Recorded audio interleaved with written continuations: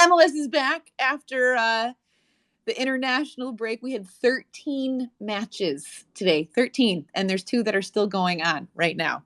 So it's back, and in a big way. Some big results, some surprising results this week. Let's start with the 2 teams that are going to face off midweek in CCL. Okay, NYCFC and Seattle. So for NYCFC, they were up in Toronto taking on TFC, and Doyle, like these are the reigning champs, okay? And they scored a lot of goals last year, and they just can't seem to find the back of the net. I know Hebert got kind of a consolation goal at the end of this 2-1 loss, but like what's going on with NYCFC?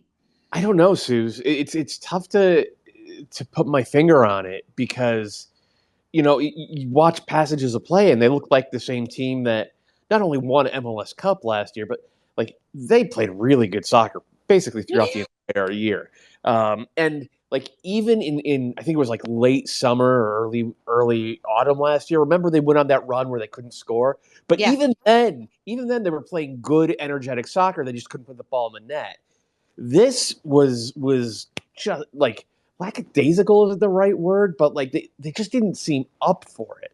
They don't seem crisp. They don't seem sharp and locked in. And that surprises me because like 2 weeks ago at the end of this run of games that they had to start the season, like they played an insane schedule. They were on the road for like 55 out of 60 days. It clearly took a toll. And I thought, oh yeah, give them 2 weeks off and they'll be fine. They'll come out of this, all season. They weren't, man. They got outplayed by Toronto FC, and like Toronto's not a bad team, but they're not a great team. No, but like this does not look like the same NYCFC team. It's really strange because I think, a lot of times when we see these teams playing in CCL and they have slow starts to the season, we always like equate it to, well, they're focusing more on that. And, and sometimes that's kind of like the mulligan. You're like, okay, I'm okay with that. Like that seems to be a smart thing to prioritize, but it doesn't feel like that's what's going on here. Like you said, it's just kind of like a lack of energy, lackadaisical, like you said. And then Ronnie Dyla after the game, I don't know. Did you listen to his post-game interview? I didn't. What did he say? It was kind of strange. Like he was sort of like, I thought we played well.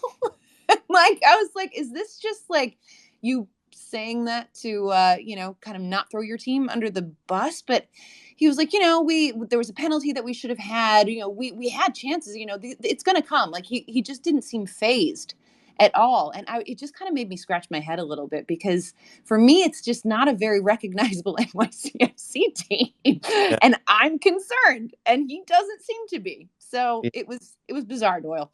Yeah. I mean, I guess if you're the coach, right, you want to put like calm vibes into the world, right? Sure. Like you don't want to go out there and be like, yeah, we're in trouble, blah, blah, blah. So, like, I kind of get it from his point of view, but, like, yeah, I'm with you, man. Almost recognizable NYCFC. And 2 weeks ago, I was willing to say, all right, they get a mulligan. They've been exactly. But like, you just had 2 weeks off, man. You got to come out like these win out of 5 games. Like it's not great. It's not great. It's not great. And especially because they'll be playing the Sounders on Wednesday in the first leg of the CCL semifinals in Seattle. In Seattle, more frequent flyer miles for this NYCFC team. That is the other caveat here. They did have a pretty aggressive travel schedule to start the season, but I feel like that time has passed. We're coming off an international break. Like y'all have had some time to show out. Yep. Like I'm not using that as an excuse anymore. Sorry. Yep. So I don't know what the issue is because the personnel for the most part is out there. They've had to mess around with their fullbacks a little bit. They've had, obviously Anton Tinnerholm is still out. Tavon Gray, who I thought started the season well, he's been out for about a month now. Andres Jason, hasn't really been up to it, so they're kind of juggling pieces there. And look, the way Ronnie Dyla's used his fullbacks in his 3 years now, he asks a lot of them. A lot, especially, in the attack, a lot of it goes through those guys. And if he like if he doesn't have his first choice or even second choice, like okay, it's understandable that there's a drop off, but at this point with how big a game they have on Wednesday, it feels like there's something more. But here's the thing: they are the champs, right? Yeah. We know what this team's ceiling is, and it's not entirely implausible to think that they could just flip a switch Yeah. and could be that team again because the pieces are all there. And we know that they can be streaky. That we saw it, throughout last year. Even though the performances were always good, the results were pretty streaky. So Yep. like maybe they flip that switch this Wednesday and they give the Sounders a little bit of hell. Oof. But if they're going to do that, they need to play better than they did this afternoon. Yeah, 100%. Because also Seattle, it has looked pretty good. They too had a slow start to this season, but they've won 2 consecutive games now, a 2-1 win over Minnesota United at Minnesota. And this was a really fun game. The last 10 minutes of this match were nuts. It was like, hold your butts, people. I don't know how Minnesota did not find the back of the net in the final 10 minutes because boy did they have chances. But Seattle looked good. João Paulo scored oh my god, this goal was absolutely sensational. The time it took from like him actually striking the ball, Doyle, to the back of the net was like an instant. Like it was like that's how hard he hit this thing. Like Yeah. it was just it was sublime. He looked fantastic. I thought Minnesota. I thought they played well in the second half. I feel like it just took them way too long to kind of turn it on after Seattle scored. I know that happened sort of, shortly before halftime, but I just felt like Minnesota kind of like upped the intensity at the end, but they waited too long to do it. Yeah. Otherwise, I think they would have probably equalized. I mean, yeah, but that's the thing, right? Like, if you're going to be a good team, you have to figure out how to harness that intensity and bring it even when you're not chasing the game. Yep. And Minnesota hasn't really done that this year. They've had to play from behind quite a bit already this season. Now, they have a ton of talent, so they can turn those deficits into results from time to time. But against a team as good as the Sounders, that's difficult. Mm-hmm. And to answer your question, I don't know how they didn't score. The answer is Stephen Fry. Stephen Fry had himself a throwback, Love prime that Stephen guy. Fry. This guy is still really good type of game down the final 15 minutes. And it should be noted that um, a lot of this late game push came after Xavier Arriaga went down with an injury for Seattle, and that's huge because Yeah. Yaimar Gomez Andrade he's already out, right? Like it's not clear how bad his injury is. It's not clear if he'll be able to come back for Wednesday. Now they have young Jackson Reagan. He's come in. He's given them really good minutes. He gave them 90 more good minutes tonight, but like he's got 4 MLS appearances. So that's one center back, and then if Arriaga's down as well, then it means Nuhu is going to be playing in a center back in a back four. Look, the Sounders have shown over the years that they are good enough and adaptable enough to overcome that and get results. They certainly do not mind playing on the counterattack, but Yeah. this might have been a bit of a Pyrrhic victory today for Seattle if Arriaga can't go on Wednesday. Yikes. Yeah. Well, I mean, I think they'll 3 points is 3 points, but yeah, looking ahead, it's less than ideal. They did have Raul Ruidiaz back, uh, Mm-hmm. who played in the second half. What did you see from him? I mean, he wasn't super sharp. Yeah. I thought, his touches were like a little bit sloppy, but I thought his movement was good, right? And that's the thing, like with these super elite players, which Raul Ruidiaz is, like their ability to find space and find the ball, and it's like it's like a sixth sense, and I don't think you lose that, and he certainly hasn't. So he was able to walk right back in. I assume he'll go from the start on Wednesday. Yeah. Uh, yeah, I mean, if he's 45 minutes fit, Uh-huh. Uh-huh. He's the type of guy who will probably come back tomorrow and say, I'm actually 90 minutes fit. I want to go from the start. And in a game this big, look, this is why you have a $9 million striker Yeah. to win games like this one on Wednesday, man. Which is, you know, as poor as or uninspiring as NYCFC have been. Um, if you're Seattle, you want to go into this game with Raul Ruiz Diaz lining up for you. You don't want him on the bench and maybe hoping you could squeeze a decent half a soccer out of him. You want to get him in there for 90 and say, okay, we're going to make it so that you can find the game and get more touches and find your sharpness and find the back of the net. So looking ahead to CCL this week, how do you think this match is going to look? Like what type of match are we in for with these two teams? Yeah, it's a decent question, right? Because usually you say the home team is going to carry a little bit more of the play, Mm-hmm. and Seattle can do that, but Seattle are much more comfortable being a counterattacking team. They will happily go out in games and get 40% possession and beat that's what they did against Leon. They had less than 40% possession. They were completely fine with that. And that's kind of how like NYCFC, they are the most possession dominant team in the league. They are really good without the ball. They have a dynamic and effective press, but they are even better with the ball. They are a team that wants the ball. So I wouldn't be surprised if NYCFC is the team that comes out on the front foot and they bring their lineup and they press those center backs, especially if both starters are missing. That's music to Tati Castellanos' ears. Uh, Mm-hmm. so I wouldn't be surprised if that's how it plays out. And that's certainly NYCFC playing to their own strengths, but it's also kind of playing to Seattle's strengths. Because if you let this team, Jordan Morris and Christian Roldan and Raul Ruiz Diaz, get out on the break, they're going to hurt you. And they've shown that consistently over the past, 5 years.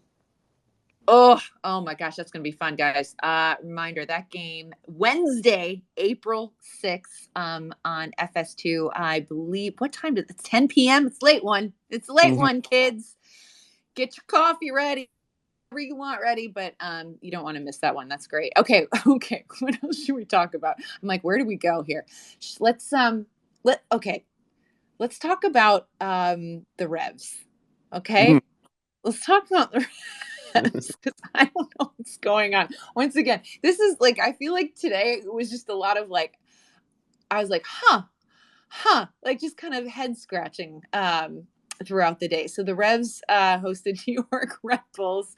It was a 1-0 loss in the dying seconds, thanks to an own goal from Matt Polster. I mean, just one of those what a gut punch. But Mm-hmm. this is 3 consecutive losses for the Revs. This the first time they have lost 3 games in a row under Bruce, Yeah. which I found to be a pretty staggering stat. They have 4 points to start the season.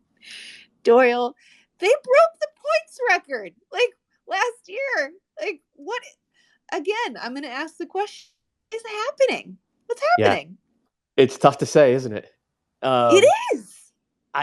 look, part of this is injuries, right? There's still no Matt Turner, and my God, the saga behind his foot injury and whether it was Oh my frostbite or goodness. wasn't frostbite or Oh fracture my. and had anything that is a huge loss, right? It's true. Yep. If they have Matt Polster, we're talking about them in playing Tuesday night in the Yeah. CCL Yeah. semifinal. Or Matt Turner rather. So that and they were also missing their both starting center backs last or Yep. 2 weeks ago against Charlotte. That's huge as well. But those center backs were back, and Carlos Hill is still out there, and they have good players elsewhere in midfield, and okay, no Gustavo Bo, but Josie Altidore is playing, and Adam Buxa got a half, and it's just not clicking. They're not able to create the types of chances that they created last year, for whatever reason, and I think a lot of it is they're not they're Like they're clearly missing Tajon Buchanan, his threat to run in behind to just like. That's what I was going to ask you. Like, is it that big of a lot? I mean, obviously, like he is a huge, tremendous talent. And we knew that they were going to miss him, but like, is that is that the biggest part of this? Because I'm literally baffled. I'm Yeah. baffled because I look at that team and I'm like, they should be so much better than this. So I don't know if it's the biggest part. It's definitely a part of it, but I think a lot of this is just regression to the mean. I spend a lot of time talking about underlying numbers and stuff beyond the score because like there's more there's more to the game than the final score. Yeah. And like a lot of the underlying numbers said last year that the Revs were really really overperforming, and part of that was in Matt Turner they had a goalkeeper who can just win you a game. Like there's three guys in the league who can do that. Matt Turner is one of them. They don't have him this year. They haven't had Yeah. him yet. They're not going to have him for long. That's part of it. The other part is like they just had a knack on set pieces last season. I mean, Carlos Hill, I think he had 8 assists on Mm-hmm. restart. I don't think they've scored a goal yet on That's restarts. So there's high variance there. And then, okay, Gustavo Bo is hurt. There's a 15-goal scorer who's not in the lineup right now. And when he has been in the lineup, he hasn't played well. And Adam Buxa, he's a great forward in a lot of ways, but he's super streaky. yeah. He's another guy who could score 7 goals in 6 games and then nothing in the next 6. So it feels like all of this is hitting at once. I'm not particularly worried for the Revs, No. but this is not like they had to catch lightning in a bottle in like 12 different ways to end up with 73 points last year. They were more like a 55-point team. And I suspect that's where they're going to end up, somewhere around there for this season. Yeah, it's a really good point. It does seem like everything has kind of all sort of gone wrong at the same time for them. Look, I mean, again, there's a ton of talent on this team, and there's also a ton of time left. I fully expect them to kind of right all the wrongs eventually, but it's just I will be straight up like I'm very surprised at how they have started this season. New York Red Bulls, though, on the other hand. How about the New York Red Bulls? They are in second place in the East right now, just behind Philadelphia on 10 points. And speaking of being surprised, this is a team that's surprising me. Doyle, what about you?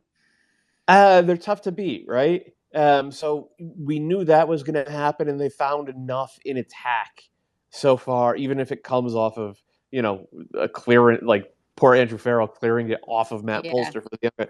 So they found a way, but that's like part of that is just baked into the Red Bulls' approach. Mm-hmm. They want to make it miserable for you.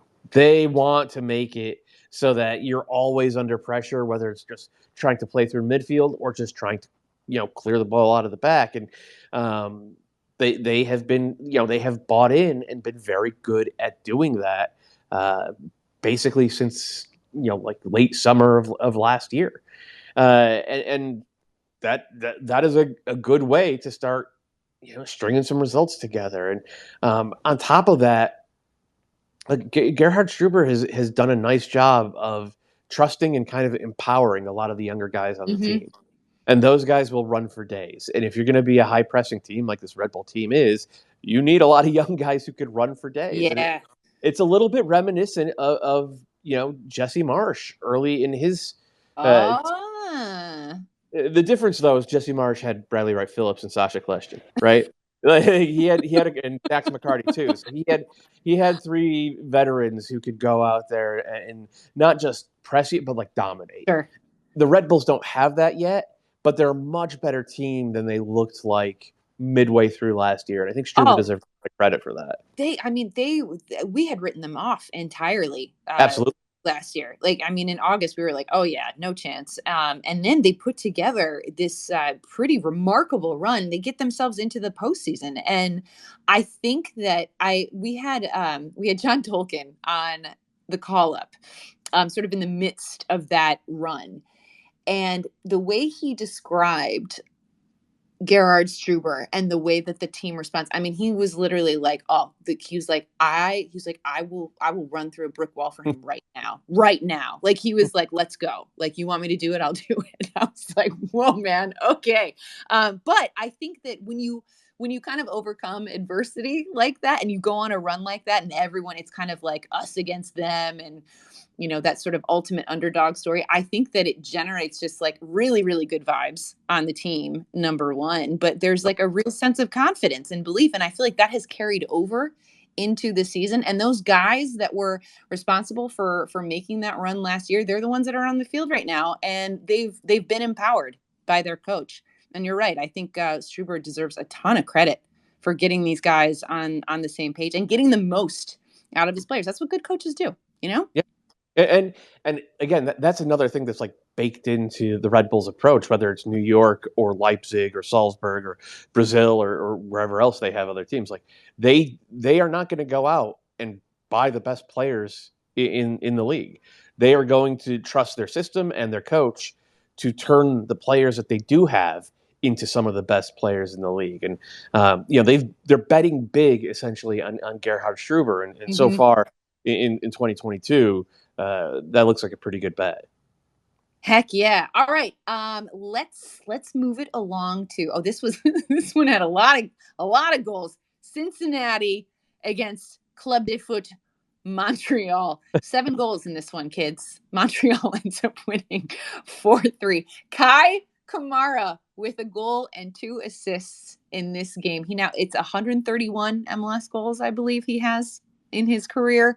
What it is? That's a lot. I think it's a lot of goals. He is also, I saw Mark McClure tweet this. He's scored against 24 different teams in MLS and one that doesn't exist anymore. I thought it was so good. I was like, oh wow. I mean, Kai, the ultimate journeyman. But great to see him back in MLS scoring goals. This is what you love to see. Georgi Mihailovic had a fantastic game.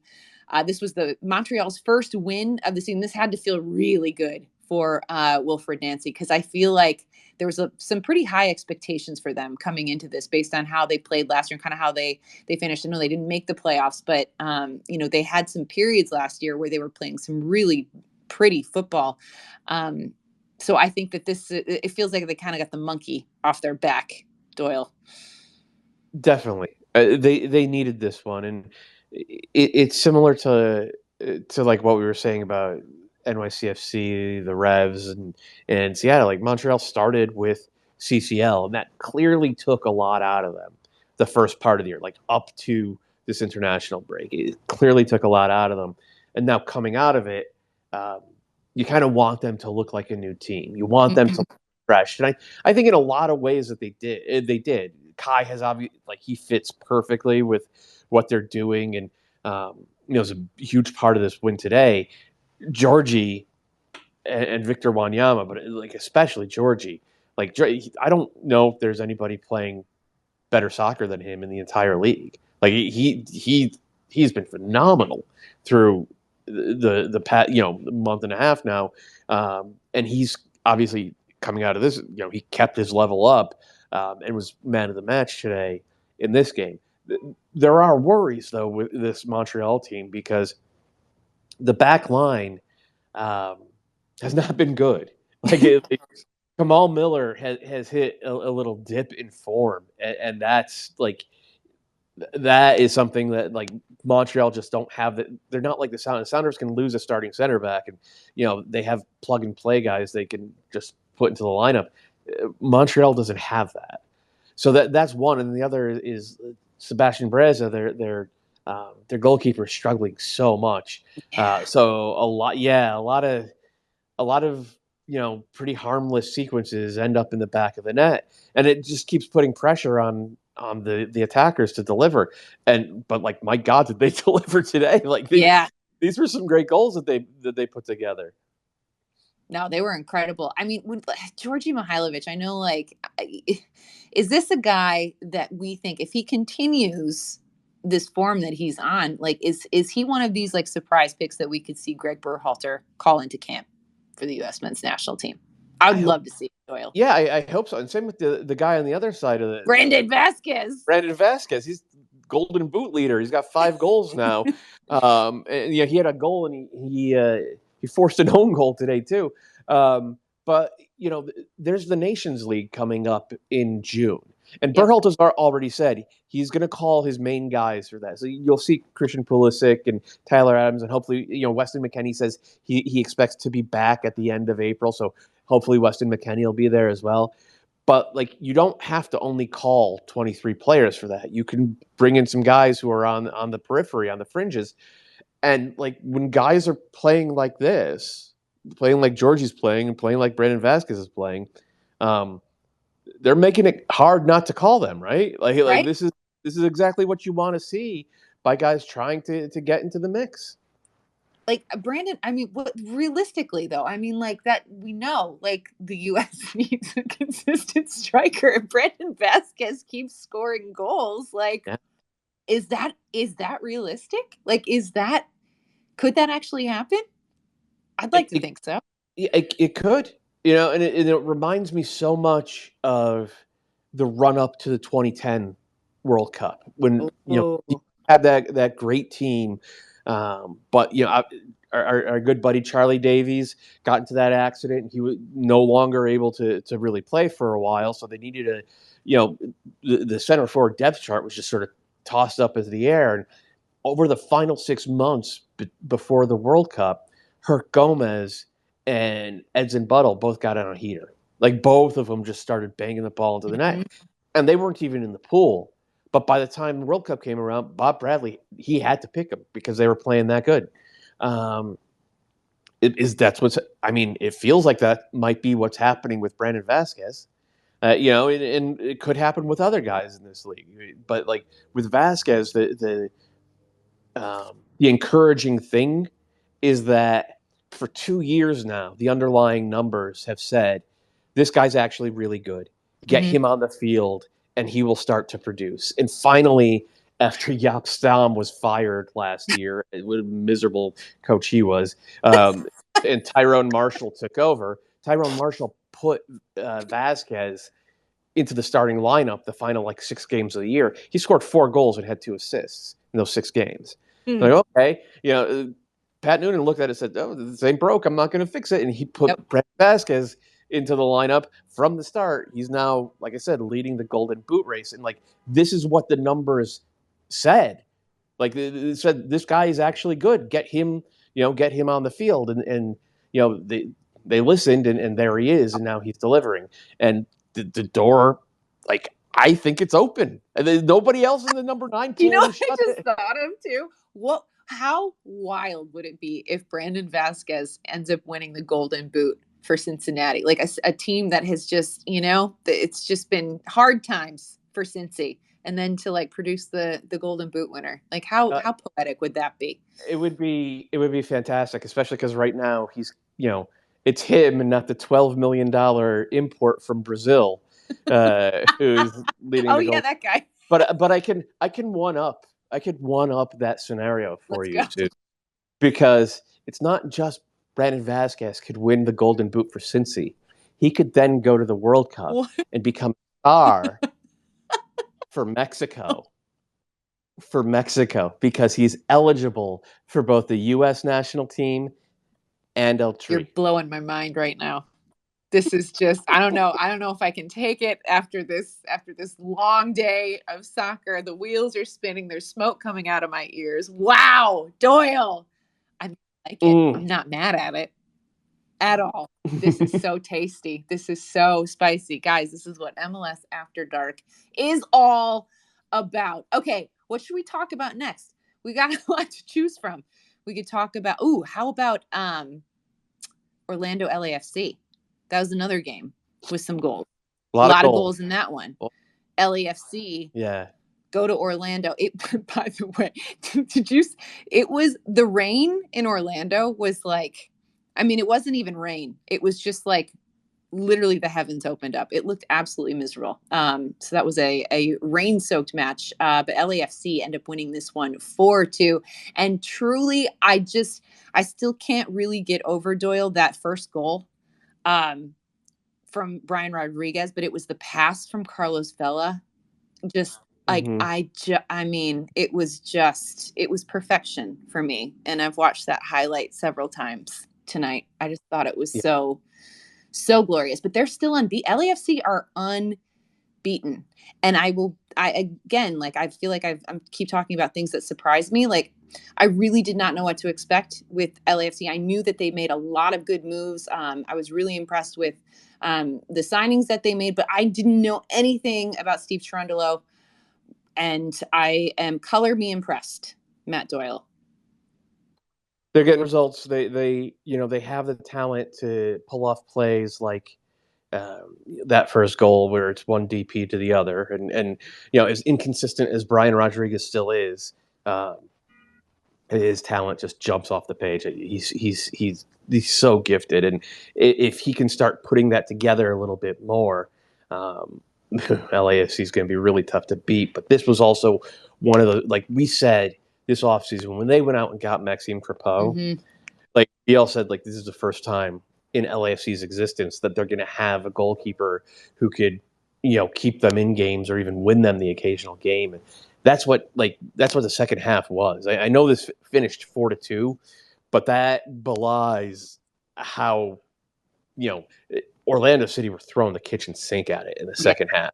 And Crepeau had to, like, time and time again, he had to make big saves, and he did. And I just kept thinking throughout while every time you're watching this team, you're waiting for the next great goal. But also this time, I was thinking, like, wow, like last year's LAFC team would have lost this game 5-3. That's and the goalkeeper's the difference. He really was. How are you feeling about Orlando? Not great. Yeah. I have a lot of trust in Oscar Pereja. I think he's one of the best coaches in the league, and I think he will figure this out eventually. But they have not, they have been riding the line defensively and like asking a lot of Pedro Gaese, and on nights that he can't be Superman, then you end up shipping 4 goals, and that's not super great. And then beyond that, they lost Antonio Carlos today. Like he limped off in the first half with I couldn't tell what the injury was. It did not look great, and he's one of the best center backs in the league. If they are without him for any amount of time, then they are going to have to. They are not going to be able to drop men behind the ball and play on the counter, which is basically all they've done through the first month of the season. So that is a potentially devastating injury if it's long term. Indeed. Okay, so LAFC next weekend play the Galaxy. It's the first installment of El Tráfico this season. I will be there, Matt Doyle. This is going to be in Carson at Dignity Health Sports Park. How do you foresee this one going? The Galaxy take on Portland tomorrow. That game is at 4:30 p.m.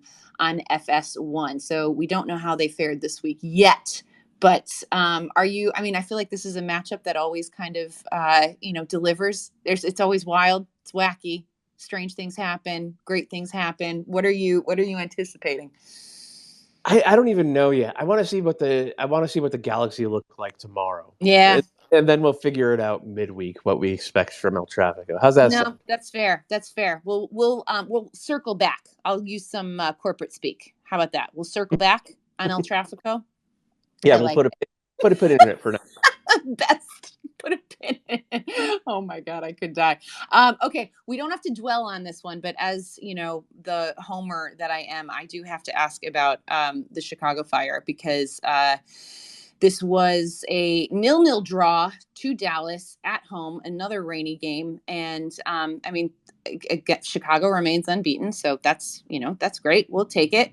Another clean sheet for young Gaga Slonina. But I'm a little nervous Doyle, because my guy Shaqiri came off pretty early in this one. I believe it was his calf tightened up. They're kind of acting like it's not a big deal, but if he is to miss some time, what does this mean for the Fire?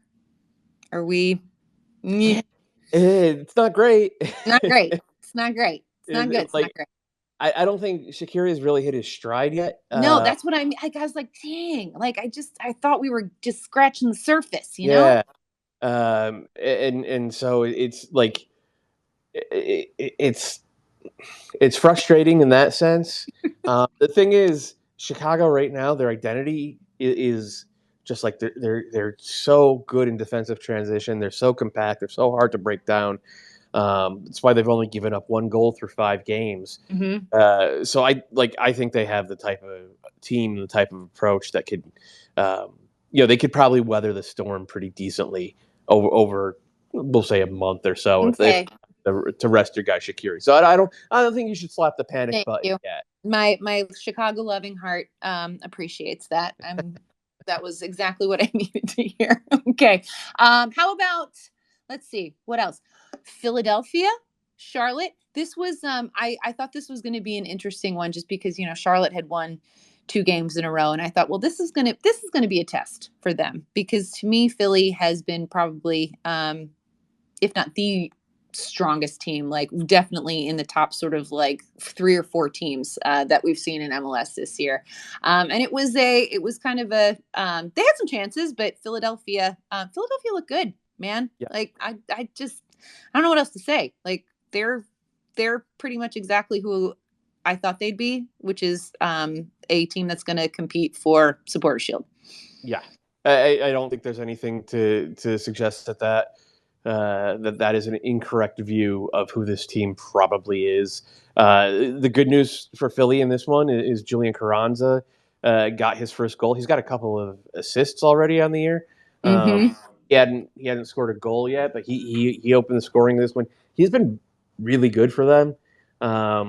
So that you got that. Daniel Gazdag is now scoring just about every week, which is nice. They can hurt you. They're really well coached. Charlotte's been playing better, but like playing Philly is a different level of a test than what they've had thus far. And Yes. they didn't pass it. They didn't get their door blown in it, but like they didn't pass the test. It wasn't like a total embarrassment, but it was a swift dose of reality, I think, for Charlotte. But listen, they had those 2 games in a row, and that felt great. So we'll try to keep it positive for them. Okay, Doyle, what else can we talk about? I'm looking at the schedule here. Is there any other thing that stands out to you that you want to hit on before I finish my drink? I think we just say, San Jose, congrats on coming back from 2 goals down again at a home. That's a team that is beyond analyzing. I can't wrap my head around it at all.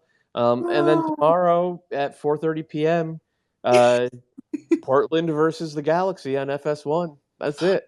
Giddy up. 13 matches today. Also, that Miami-Houston game still going on. There was like a massive weather delay. And Houston is up 1-0 in the 54th minute right now. So that's an update for everyone. Also, I just want to point out a fun little nugget about that San Jose Austin game. Maxi Urruti, Matt Doyle, has become the first player to score a goal for every single Texas team. How about that? How about that? King of And that is my contribution to MLS After Dark. Thank you very much. Doyle, always a pleasure, sir. Thank you for your outstanding analysis, as always. We look forward to your columns and your write-ups about this wacky week of MLS action. And yeah, guys, thanks for tuning in. Susanna Collins, Matt Doyle. We'll see you next time.